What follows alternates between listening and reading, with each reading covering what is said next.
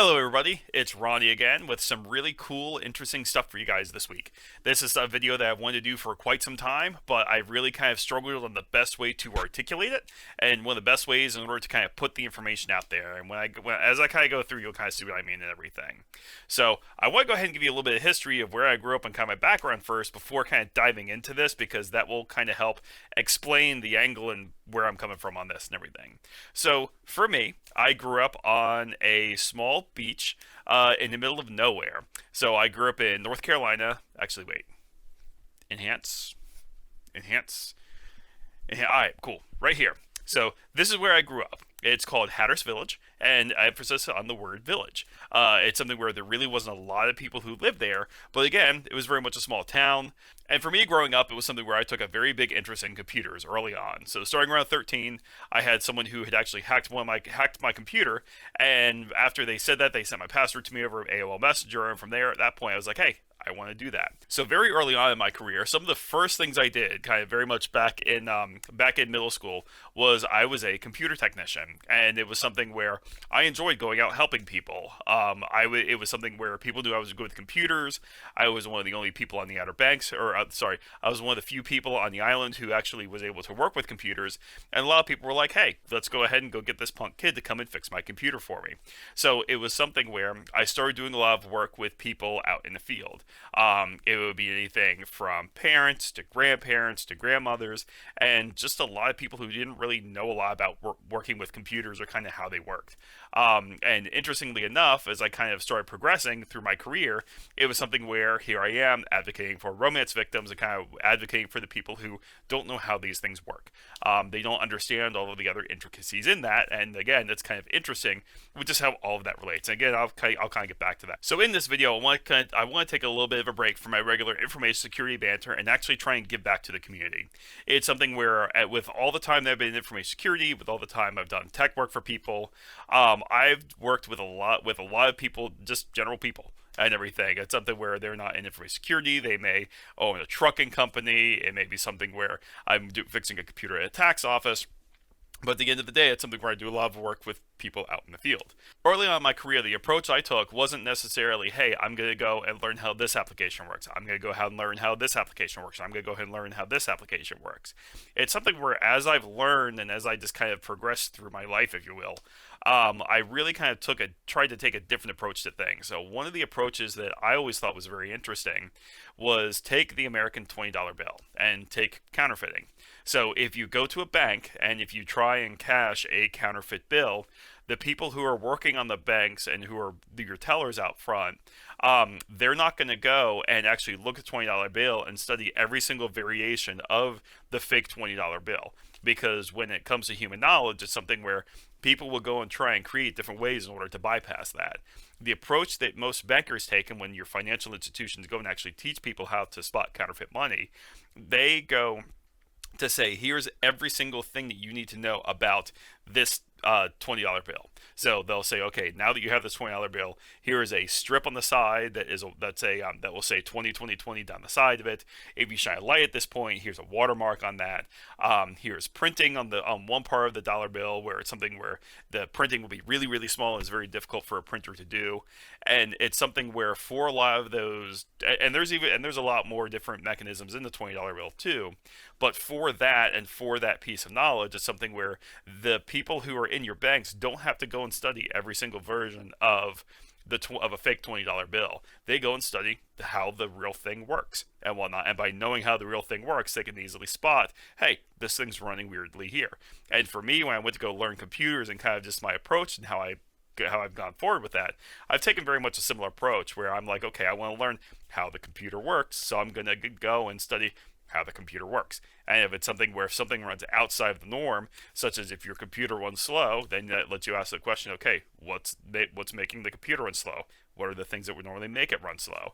And by knowing and having that base foundational knowledge of knowing how the systems work, it's something where you can kind of start understanding and thinking of the computers in a completely different way.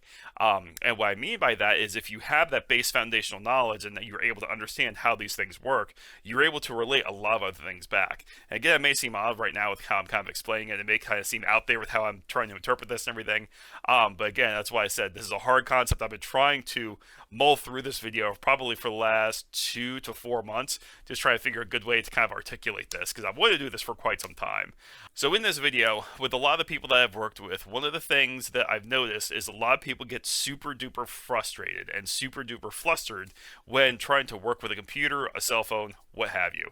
And it's something where the reason many of them get upset and frustrated with it, or flustered if you will, is because they don't understand how the thing works. And it's something where if they just kind of took that step back and knew, okay, this is how this thing works, this is how it's kind of working, excuse me, this is how, if they just kind of took that step back and kind of actually thought through it, a lot of the problems that people get frustrated over is something where they're a lot more easy to troubleshoot. And it's something where I've been working with a friend of mine out in Nigeria, and it's something where, in talking with him, it really made me realize that there's people out there when it comes to computers who just don't have that knowledge. They don't have the understanding of how the basic foundation of a computer works. So that's what I'm going to do today. Is I'm going to walk through the absolute, very bare basics of how a computer works. It's something where throughout working with computers, I've learned how a lot of other things work. I've learned how a lot of other pieces of software work. In troubleshooting, I troubleshoot cell phones for people. So like if they have an Android phone that's not running well, I can usually tweak those to get those going. If a computer's running slow, I can usually tweak that and get that running. Viruses, networking, hard drives, forensic stuff, you name it. These are all things I've done. So it's something where if people like this type of content and if people want me to kind of go and just kind of explain how things work, I'll happily do that and whatnot. So enough rambling for me. Let's get right into it. Let's start talking about how computers work. Alright, so I'm going to go ahead and get this video kicked off. Like I said, it's something where I want to kind of walk through this because in working with a lot of people in the field, with working with a lot of victims, and just kind of one of the things I've noticed in general, when it comes to the understanding the inner workings of all of these things here, it's something where a lot of the information that gets pushed out is not relatable. So as I go through, I'm going to give some analogies. I'll kind of try and relay it back to real things so that real general people who aren't in information security and who don't live and breathe these things and who aren't like, oh my god, what does the assembly do here and everything. So what I'm going to do is I'm going to give some analogies here. People in InfoSec, deal with me, deal with this. It's something where, again, you might learn something from here and everything, but again, it's something where I kind of want to go back to the very, very, very basics and make all of this stuff here relatable to somebody who has no idea what this stuff is. So let's go ahead and get started. So imagine that this little stick here is my power button, and we're just, or the power cord, and we're just gonna pretend for this for like 30 seconds and everything. So if you need to plug your computer in, this gets plugged in to this spot here. There's a hole in the back right there with that 3 prongs. In the United States, that's kind of, we have the 3 prong there. It should be default for most other places if I'm thinking right, but this is where your computer gets your power. And it's something where in order for all of this stuff to run, in order for all of this stuff to work, your computer has to have power. So that's the first step, number one, and we're kind of going to follow the power flow and kind of see where it goes, again, to kind of make it relatable. So step number one, before anything else happens, your computer needs power. So what's going to happen is that power that's going to come in from your wall is going to power this device here. This device here is called your power supply. Think of this like the fuel in a car. So this is what would actually drives all of this other stuff. If you don't have fuel in your car, your computer's not going to work and everything. So step number one, your computer has to have power coming in. So from here, that now gets traced, that power needs to go to somewhere else on the board and everything down here. So these wires here are different power cables. For these power cables, they each have different colors. Each color is typically representative of a different voltage or a ground in order to do different things. So It's something where pretty much the way that this works is you have your high power that comes in here. This takes the power and converts it to a format that this everything down here can kind of see and work with and use. And then from there, these cables run all the way to all these other components in order to make all this other stuff works. So if you look here, there's a cable that runs all the way up here from this box here to this device here. There's one that runs all the way up here, and again, right here, this now traces all the way up to here, and there's a power cable that runs to this. Again, we'll come back to this and kind of explain what this is. So, again, your power cable comes in here, makes this thing run, and once this is going, this is what supplies power to the rest of the components on your computer. So as we're tracing this power flow, we're gonna go all the way up to here, and we're gonna get to this wire here, and right in here there's a big plug. So what this big plug is this is actually plugged into this big green board here. So if you see this big green board, that thing is called your motherboard. And what your motherboard is that's where all of the components of your computer plug into. So when you think of the motherboard and everything, you can almost kind of think of it like an engine as well. So like here with your power supply, how you have gas that needs to power your engine, your motherboard here is kind of that big engine piece where your engine might drive your stereo, it might help drive the other components of the car. It's something where all of those components now come into here and plug in and do something. So again, your motherboard is kind of like that central hub between everything. And again, you've got these sticks here, these do something. Again, we'll come on to that. You've got a cable over here where your cable runs from this device up here, again, back to this device. And again, if you remember, there's a cable that goes from this device to this device, and then from here all the way up to this device here. And again, these are connected for different things, and each cable has different things that go through them. So these wires here, it's typically power that goes through them. And once you have the power that goes through them, again, it kind of comes back here to your main board or your motherboard.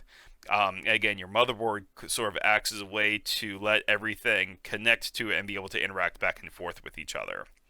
So when it comes to actually doing something on the computer, as it stands, your motherboard is kind of just that person that kind of passes stuff back and forth, if you will.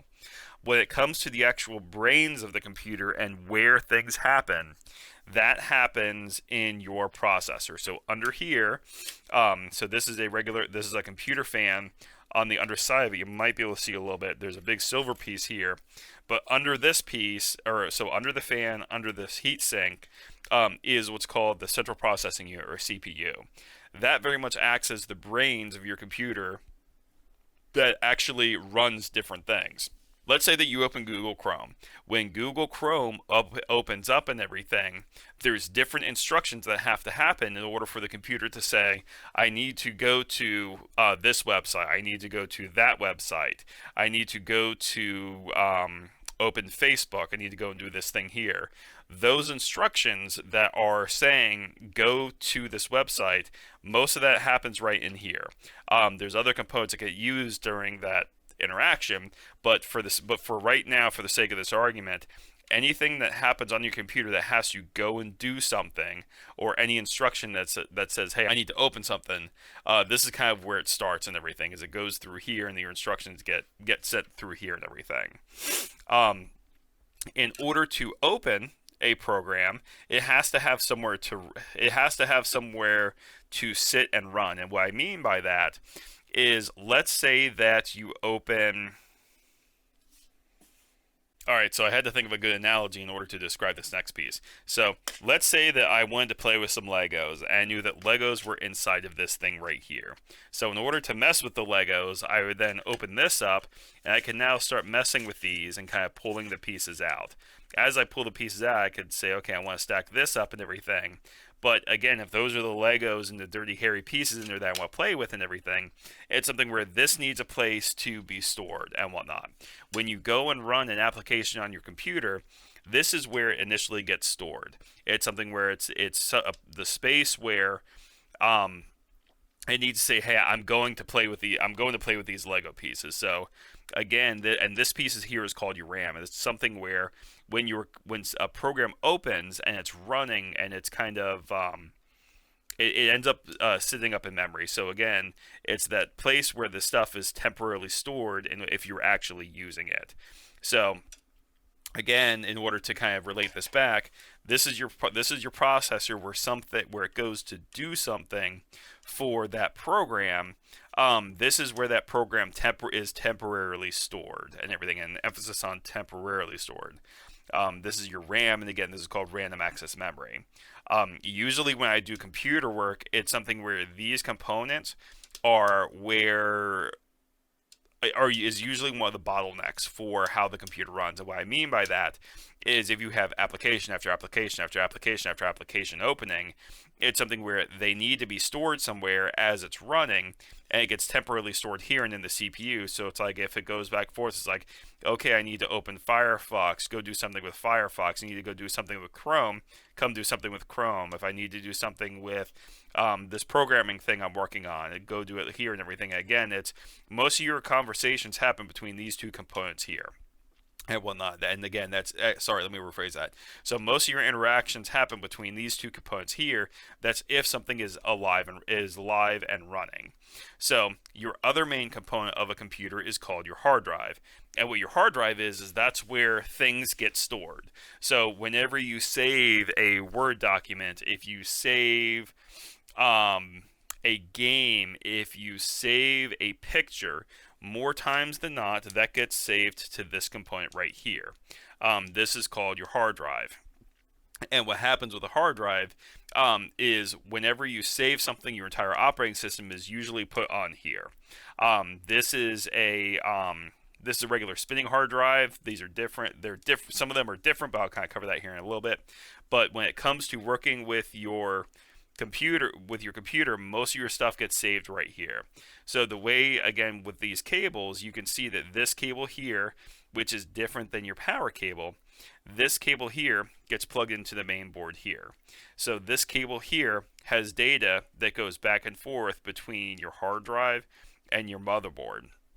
And again, the way this cable works, it's something where your motherboard will say, okay, I need to interact with the information that's on the hard drive.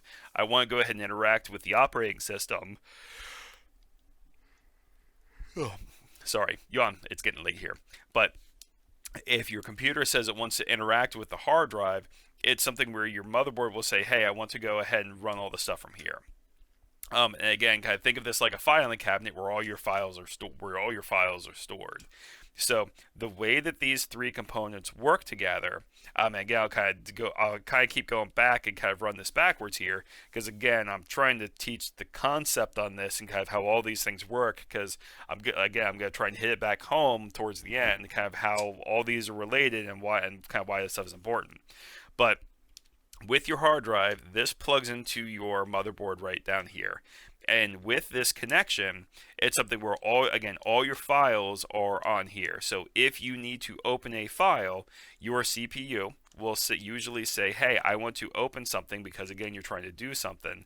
And it's something where your computer will go, okay, I want to look on here in order to see where Google Chrome is.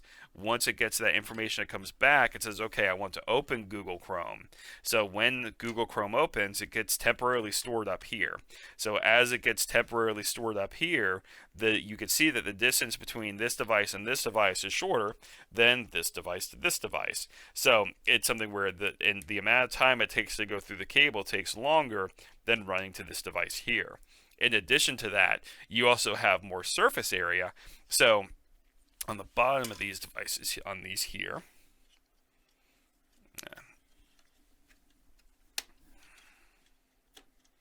so on the bottom of these, again, this is your RAM chip.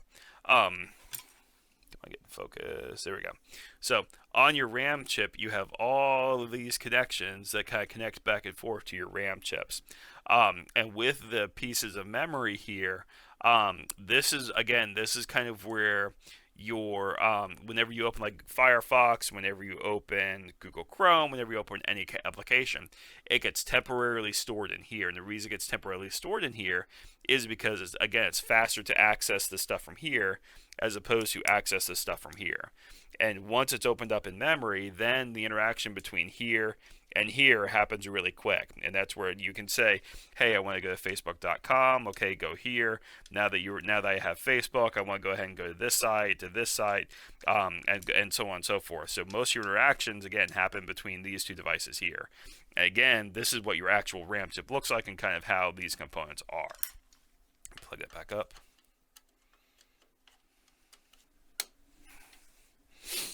All right, cool. So now that you have this basic understanding, now that you've got this understanding, let me go ahead and kind of work backwards again to kind of relay it all back to each other. So you have your main motherboard here that connects all of these components. So once all these components are connected, you've got your hard drive here that plugs in here. This is kind of where your files are temporarily stored. You've got this piece here, which is your CPU or central processing unit. This is the brains of the computer that actually kind of goes to do something. And when you open something from here, it gets temporarily stored up in here. And again, it's usually if you have like Firefox running, if you have Google Chrome running, again, this is kind of where it gets stored. And again, kind of flowing that power back, it's something where all of these things need power in order to run. So power to here, to motherboard, powers all these components, to your hard drive. That's how that main part works. So that's kind of how just the internal guts of it works. But now, how do we actually get graphics? So this piece here is actually called your graphics card. And your graphics card comes in many different shapes and sizes. So this spot here, if you see, this is usually for a graphics card that plugs into the motherboard. With a lot of devices, it's something where you don't necessarily have to have this external one here. Some of them here have what's called an onboard video card. And it's something where you can just plug right up to that. And again, if you look in your motherboard here, let's see if I can angle that there. All right, so if you look at your motherboard here, you have, make sure I'm telling you right. Yeah, so down here you have this spot here that actually goes from this main board here back to the outside of the computer. And again, this is kind of where you would plug your monitor cable in order to get graphics. And again, your motherboard would kind of say, okay, I want to get graphics through here. I want to actually use my monitor. I want to use my TV, whatever. And the connection would kind of go out through that. And as it goes out through that, it comes out the back to here. And again, that's kind of where your video connection comes through. And again, you can kind of have sometimes you can have an external graphics card, but I'm not going to go into that right now because it's going to get a little bit more difficult to kind of explain the RAM and the components on that. So, oh, cool, extra cable. So let's go ahead and take a look at this. So the difference between this and this is this is a computer that can fit in my hand. This one is bigger than my hand. So if you want to kind of take a look at it, this is called a Raspberry Pi. And again, this also has the exact same components. So under here, you have, get focus.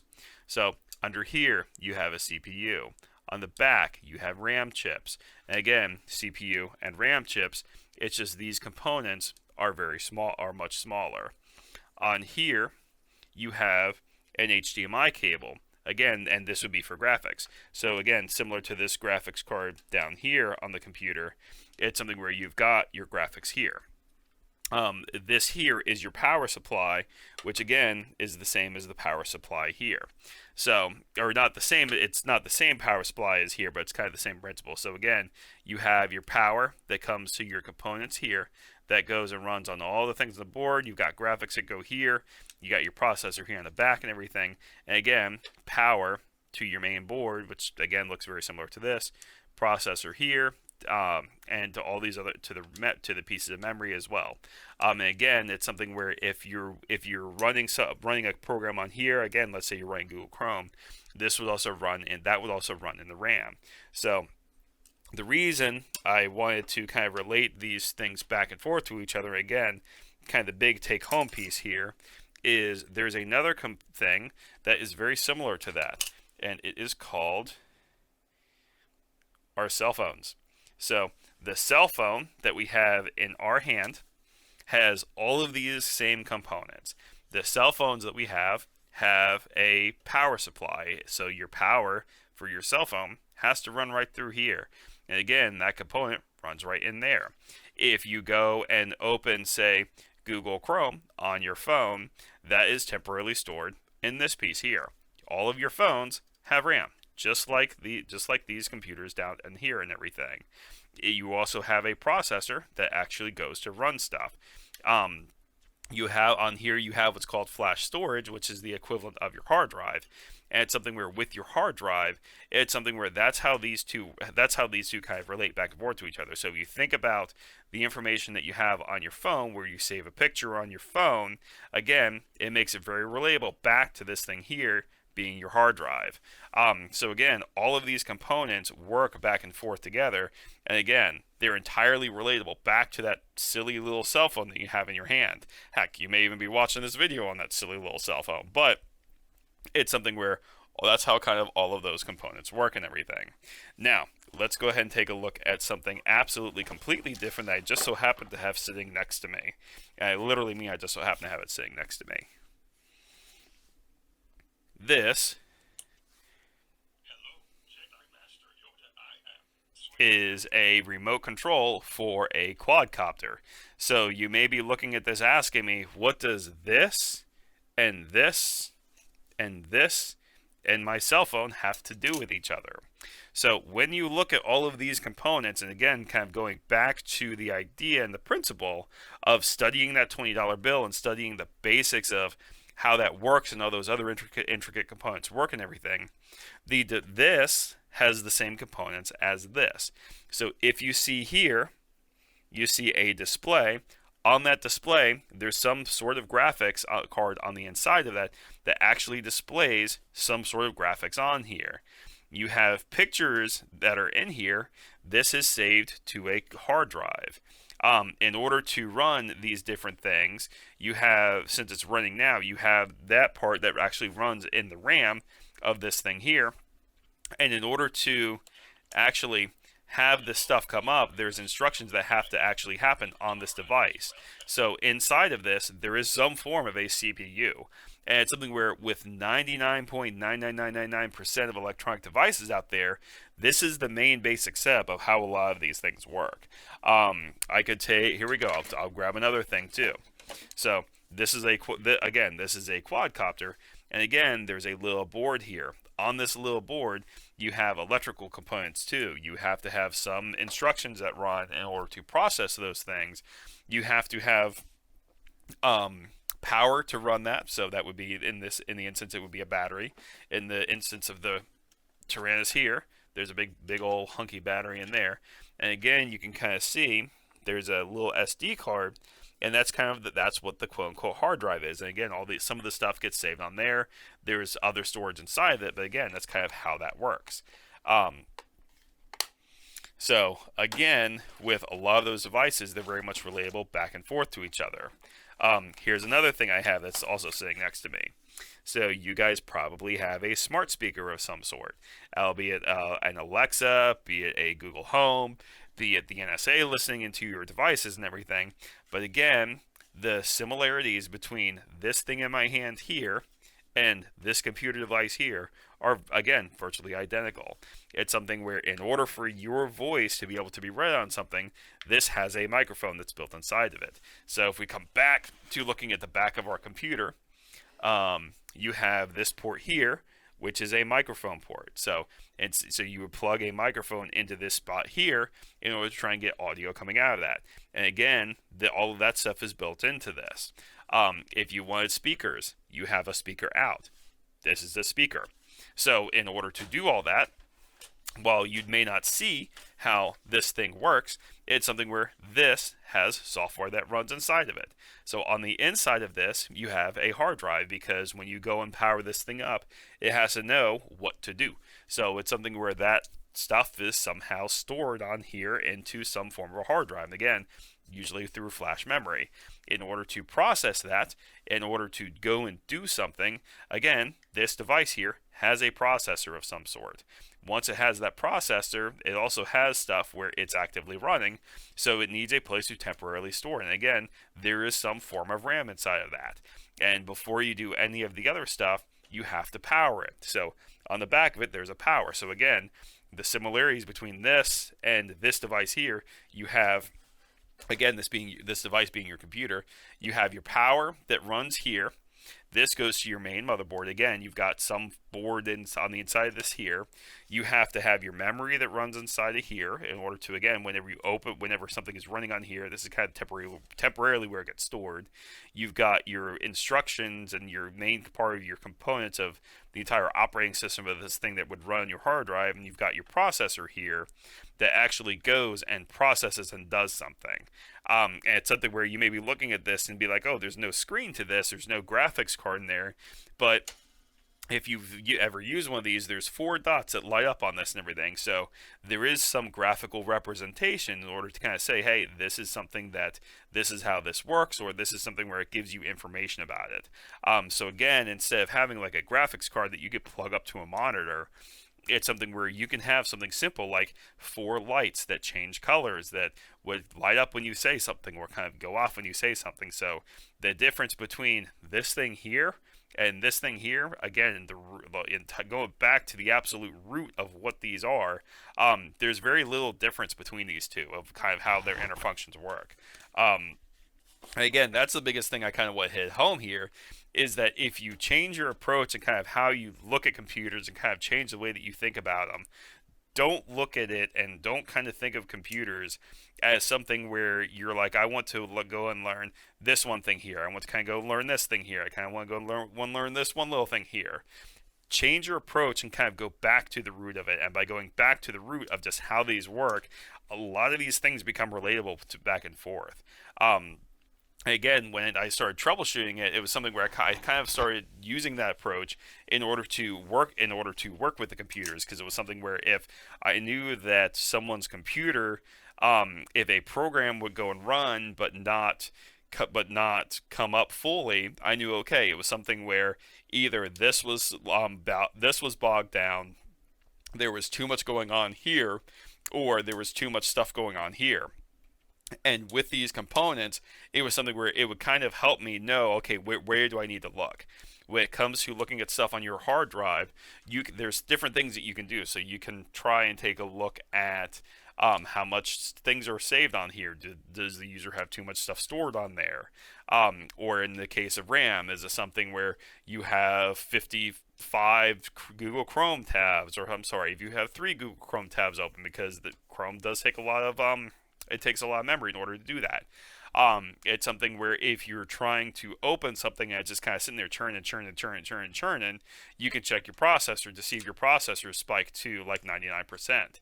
And it's something where if it is, then that tells you, no, okay, there's something running in the background where this is trying to say, okay, I'm doing something, and it doesn't give all your other applications a chance to actually go and do something, because again, there's something bogging this down, making this work really hard. If you go and the graphics don't come on, again, you can kind of use it to troubleshoot this piece here. And again, with regular troubleshooting of a computer, there's cases where there will be a lot of things that will start up and run in here that you can actually limit out towards the end. And again, if it's something where if people are interested in that, I could kind of walk through some of those troubleshooting tips that I've seen through the years and I use to kind of work and fix on computers. And the other interesting thing too is that when it comes to actually working on these, again, it's actually a lot easier than most people think. Because again, if you kind of think of it in the way that, okay, here's your root components, what's going on that fits into this kind of scheme. Once you see that and the scheme and everything, you can kind of work through that and whatnot. And again, the reason I really wanted to kind of walk through the basics of this is because with a lot of the people I work with a lot of the victims I work with, it's something where this foundational knowledge of just how these silly things work is really missing, and it's something where I've talked with a lot of people in the field. Again, I was working with one friend in Nigeria, and in talking with him, it's something where I actually walked him through this one night and kind of explained how some of these work, and it was something where he greatly appreciated it, and he actually wanted me to do the video for him again. So it was something where I kind of wanted to put it up on YouTube so that it's officially there, so that if anybody needs to come back and be like, okay, how do these pieces of the computer work? What does this power supply here have to do with the motherboard, and how does it relate? Or if a computer technician says, hey, I have this motherboard component here, and you need this thing replaced, it's something where okay, is this tech someone that's actually trying to help me, or is it Apple who is trying to screw me because they went ahead and they don't want people to be able to know this stuff in order to repair their own devices? Because again, it's something where with these RAM sticks, I can go and pull these out, but on most Apple devices, these things don't even exist. They're actually like your small components here on the board, where unless you have the knowledge on how to do this soldering, it's very difficult to do that. And unfortunately, Apple even went further on that, and made it to where even if you replace those components, you have to have their own toolkit in order to do it. It's absolutely dumb. It would be like saying, hey, you need to go and get your car looked at on a mechanic, you want to change your tire. Oh, you can only use an Apple tire in order to do it. It's like, no, I want to go get a cheap tire as opposed to spending $500 for a stupid tire. And it's something where, yeah, I'm very anti-Apple on that and everything, just because, again, they make it very difficult for us technicians to be able to fix these things. And it's almost to the point where, again, they really don't want your end users to be able to repair these things. It's something where it's my computer. If I want to break it, I want to break it. If I want to fix it, let me fix it. So again, the video is probably going on a little longer and everything, so I'm going to go ahead and start wrapping this up. But again, that's kind of what I wanted to kind of walk through. This is kind of the basic foundational pieces of your computer. It's something where, again, your power comes in here, that hits your power supply. Again, think of this like the gasoline in your car. Then the power from here comes down to these cables here. These cables here have your motherboard help power all the things on the motherboard. Your pictures and files get saved to this component here. Again, this is called your hard drive, and it's very simple for a phone. It's very similar to your flash storage, or the actual hard drive space on your phone. That cable connects to your motherboard, and this cable here is how your hard drive and all your other components talk back and forth to each other. You have a power cable that needs to power this because you need both power and data in order to kind of come through here. This piece here is your RAM. This is where whenever you open a program, this is kind of where it gets stored. And this piece here, this is your processor or your central processing unit. This is kind of the brains of the computer where the things actually happen. And your motherboard kind of acts as that referee, if you will, between all these components to say, hey, you need to go to the CPU for this, RAM for this, hard drive for this, RAM for this, CPU, video card, so on and so forth. Again, that's kind of how all these components work. And it's something where, with all the people that I've worked with when it comes to working on fixing on computers, people get so frustrated with trying to understand how these things work. And it's something where, again, if you just change your mindset, change the way that you approach this, these things actually aren't all that difficult. Again, kind of going back to that idea of that $20 bill, where you actually study how the $20 bill works and kind of study those counterfeit pieces, you can go and spot a fake a mile away. So that's it for me. Had enough rambling. Again, if you guys like this type of content, if you like me talking and teaching about how the basics of how computers work, trying to make it for the average person to understand, to where we're not talking assembly, and to where we're not where tech people aren't talking all the way above people's heads, or treating people like idiots. It's something where we're all human. We all have different knowledge. When it comes to working on a car, I'm an idiot with working on a car. I'm the guy that had oil on his hands, went all the way through my hair. It was when I had my hair down all the way down to my shoulders. So, let me see. Do I have an embarrassing picture of that? Yeah, there we go. Probably found an embarrassing picture. So that's it. That's that's what I wanted to walk through. So if you guys have any questions, let me know. Talk to y'all later.